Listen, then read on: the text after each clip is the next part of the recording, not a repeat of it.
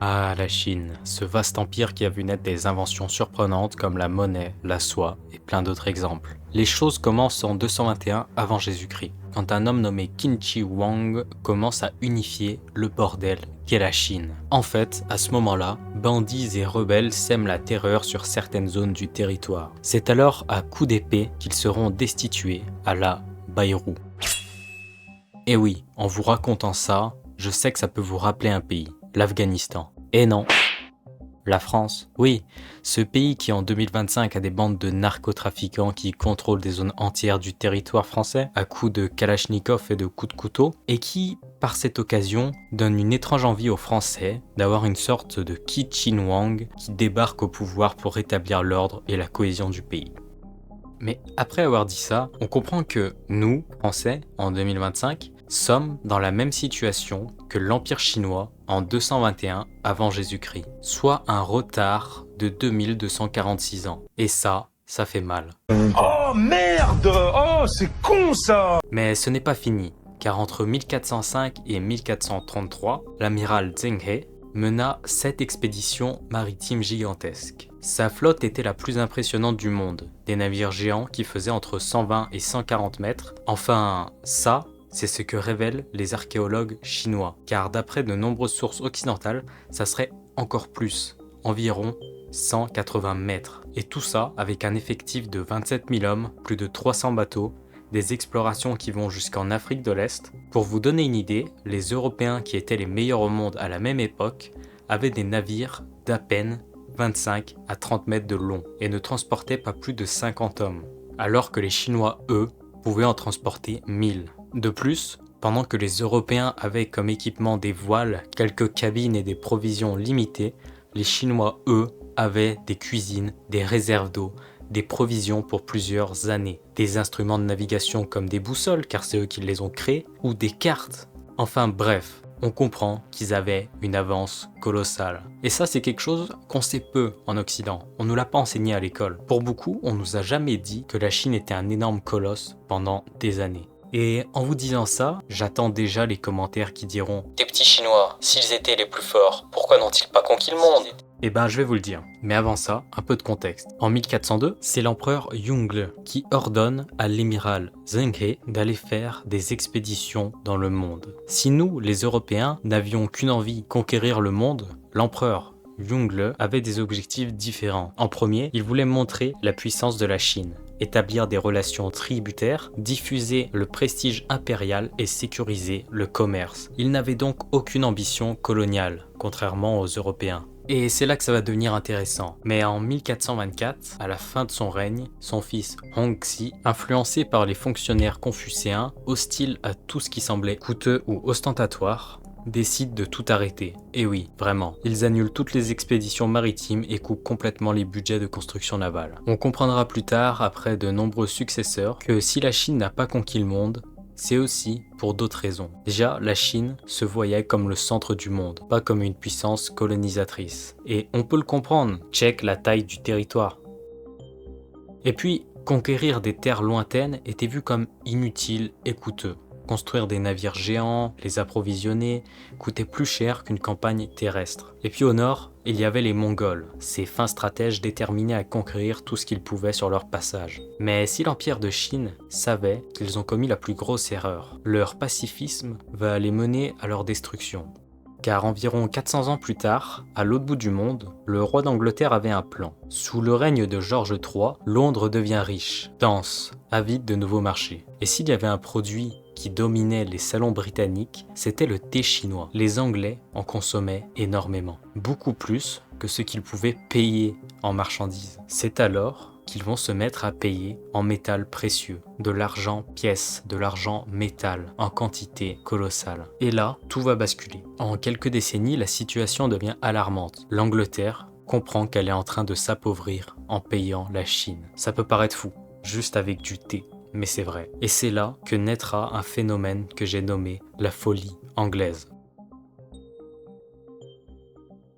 En fait, à ce moment-là, Londres se dit que la Chine doit ouvrir son marché afin d'inverser ce flux d'argent. L'Angleterre veut rattraper son déficit commercial. Elle veut trouver quelque chose à vendre aux Chinois. Sauf que la Chine refuse. L'empereur Qianlong, en 1793, reçoit Lord Macartney, un ambassadeur britannique. Ce dernier vient demander l'ouverture de ports, un accès plus large, une ambassade permanente, une baisse des taxes. Qianlong dit à l'ambassadeur anglais qu'il va réfléchir à sa proposition et qu'il donnerait des nouvelles en Angleterre. Après réflexion, il écrit une lettre à George III.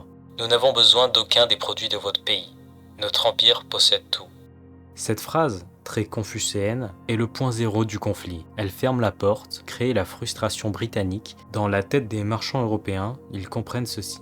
La Chine ne veut rien acheter, elle veut que vendre. Et si on peut penser que c'est un choix, qu'au final, ils font ce qu'ils veulent, c'est vrai, mais cela va détruire l'équilibre économique britannique. Mais c'est vrai que d'un point de vue chinois, il n'y a pas volonté de nuire. Le message n'est pas provocateur et ne représente que la réalité. Les Chinois sont indépendants, plus forts, plus libres, bref, ils n'ont besoin de personne. Comme je vous ai dit, regardez la taille du territoire. Tandis qu'en Angleterre, les gouvernements changent, les problèmes, eux, restent les mêmes. Alors, une seule idée semble être réaliste. Trouver un produit que les Chinois voudront acheter et forcer un marché à s'ouvrir. Peut-être par le manque de génie de cette époque, les Anglais ne trouvent rien de suffisamment innovateur pour donner envie aux Chinois. La Chine est trop immense, trop autosuffisante, trop riche. Elle n'a vraiment besoin de rien. C'est alors qu'à cette époque, les Britanniques ayant colonisé l'Inde avaient là-bas des énormes pousses de pavots à opium. Mais dis-moi Jamy, c'est quoi l'opium ?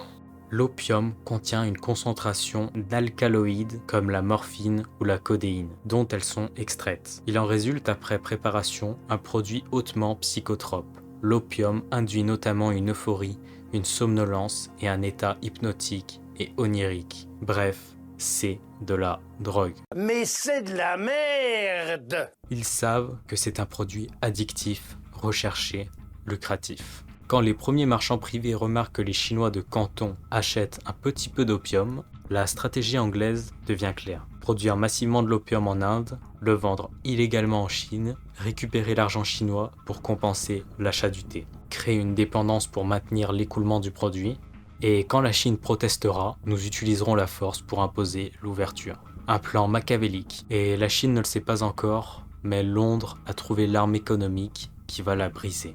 En 1820, quand il monte au pouvoir, l'empereur Dao Quang a dans ses mains des rapports qui, à chaque ligne, lui glacent un peu plus le sang. Il s'assoit, il regarde ses feuilles et il apprend cela.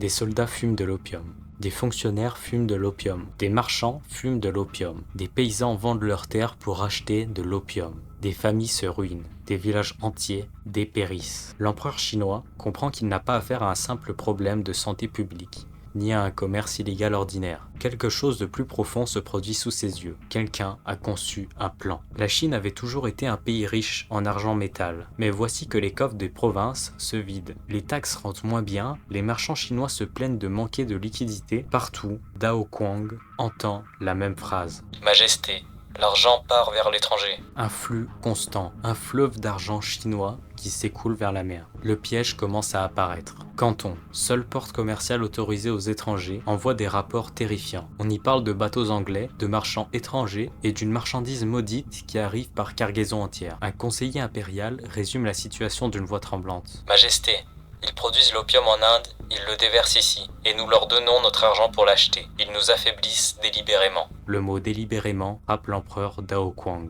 comme un coup de poignard. Il réalise que ce n'est pas un accident, ce n'est pas un commerce spontané, c'est une stratégie étrangère, partiellement construite pour plier la Chine à genoux. Un empire vieux de 2000 ans, habitué à dominer l'Asie entière, se rend compte qu'un petit royaume lointain, la Grande-Bretagne, est en train de l'enchaîner, sans armée, sans bataille, sans invasion. Une guerre silencieuse, une guerre économique, une guerre sociale, une guerre dans l'ombre. Dao Quang se lève de son trône, tremblant de rage. Ils veulent affaiblir mon peuple, ils veulent voler nos richesses, ils veulent nous humilier. Alors il prend une décision qui va changer l'histoire. Il choisit un homme pour briser le piège, Lin Zetiu.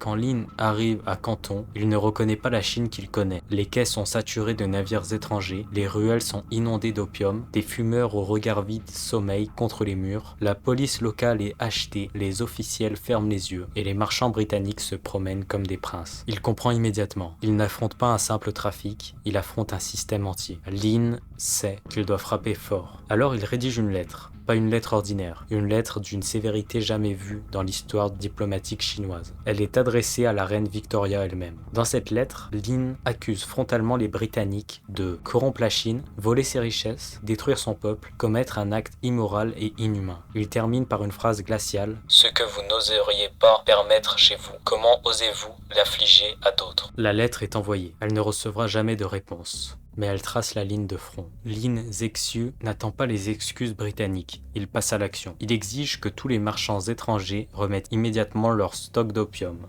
Il entoure leurs entrepôts de soldats, il bloque leurs navires dans le port, personne ne passe, personne ne sort. Les marchands paniquent, les capitaines hurlent, les diplomates anglais protestent violemment. Mais Lin Zexu reste inflexible. Finalement, sous la pression, les trafiquants britanniques livrent leur stock. Les chiffres sont inimaginables. Plus de 20 000 caisses d'opium, l'équivalent de millions de doses. Lin ordonne de tout détruire. Pendant des jours entiers, sur la plage de Humen, les soldats ouvrent, vident, écrasent et jettent dans la mer des montagnes d'opium boueux.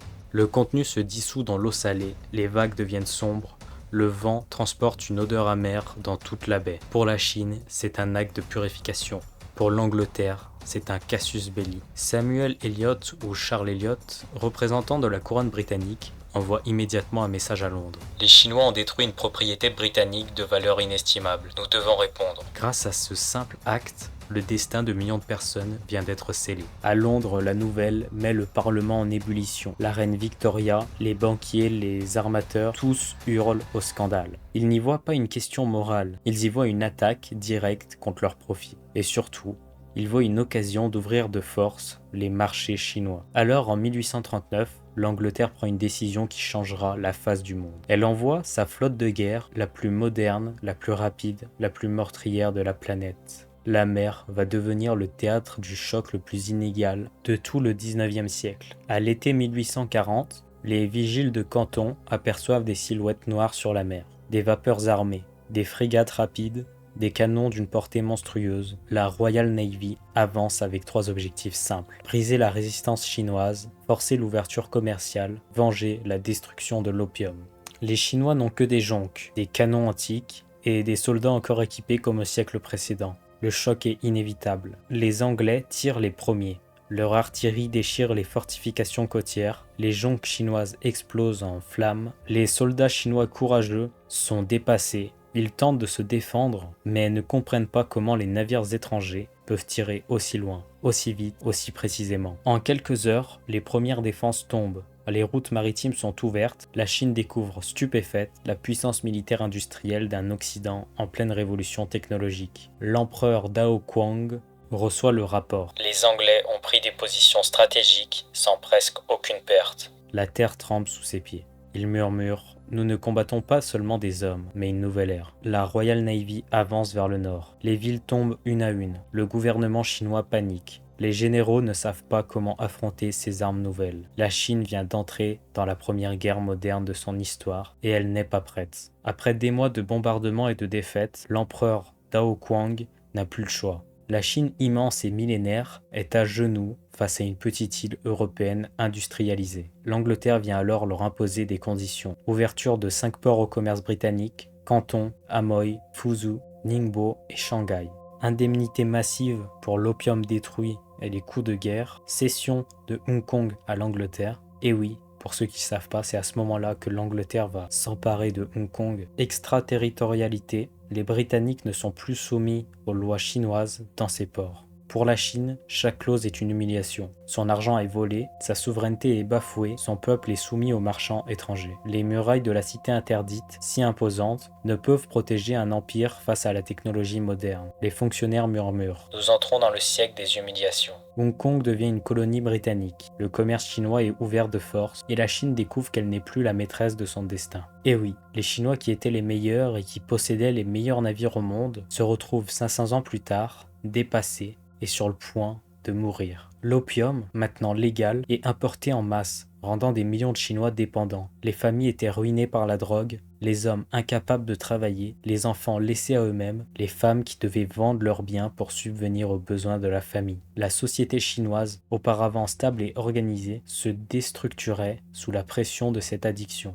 L'empereur chinois voyait son peuple humilié par des étrangers qui défilaient librement dans ses ports. Ignorant ses lois, les fonctionnaires déjà corrompus dans certaines régions, les chroniqueurs de l'époque écrivaient « Jamais nous n'avions été si petits face aux barbares ». Mais ce n'est pas tout, car à côté de la petite île européenne, il y a notre pays, la France. En voyant la situation en Chine, Adolphe Thiers, ministre des Affaires étrangères en 1840, va pousser la diplomatie française à obtenir des concessions en Chine. Il conseille au roi Philippe Ier d'exiger des droits commerciaux et extraterritoriaux en Chine. À ce moment-là, la France obtient des concessions similaires aux Britanniques. Ils imposent des droits commerciaux et des ports ouverts, notamment à Guangzhou et Shanghai. Les missionnaires et commerçants français profitent également de la faiblesse du gouvernement chinois, mais c'est toujours pas fini. Les Américains signent aussi le traité de Wangjia en 1844. Ils obtiennent l'extraterritorialité, des droits commerciaux dans plusieurs ports. Pour eux, la guerre de l'opium devient un modèle. La Chine peut être contrainte, sans guerre totale, juste par pression commerciale et diplomatique. Résultat, les Américains se servent aussi.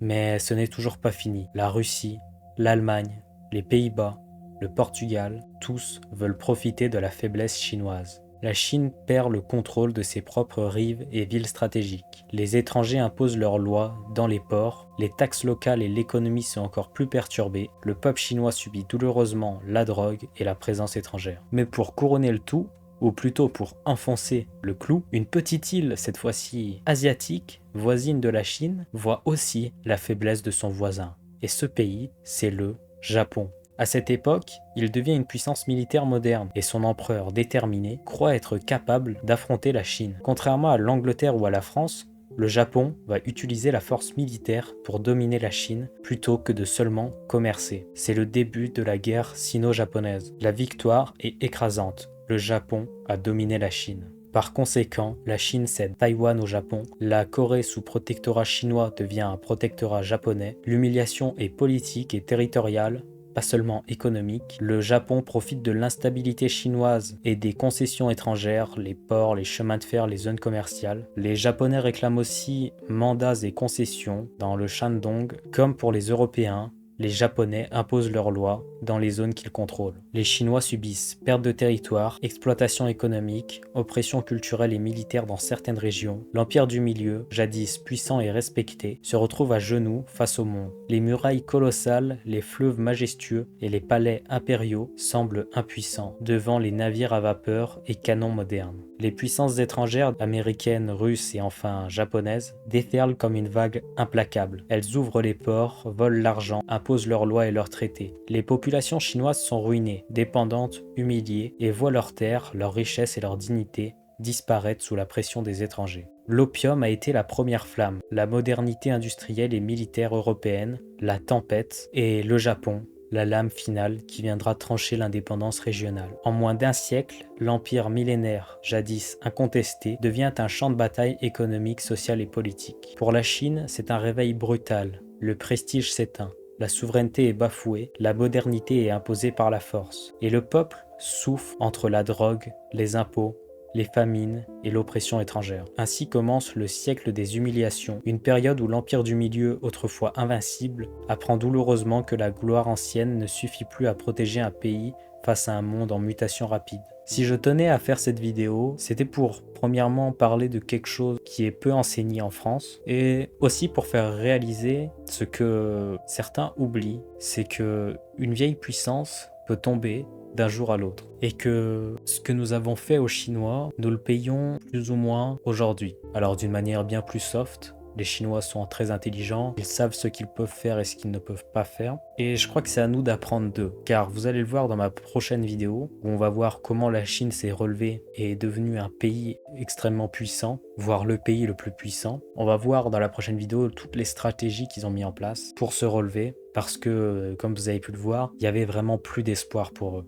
En tout cas, j'espère vous avoir appris 2-3 choses ou vous avoir fait réviser. Si je me suis trompé ou si j'ai oublié des éléments, n'hésitez pas à me le faire savoir. Merci d'avoir regardé cette vidéo et on se retrouve du coup dans la prochaine.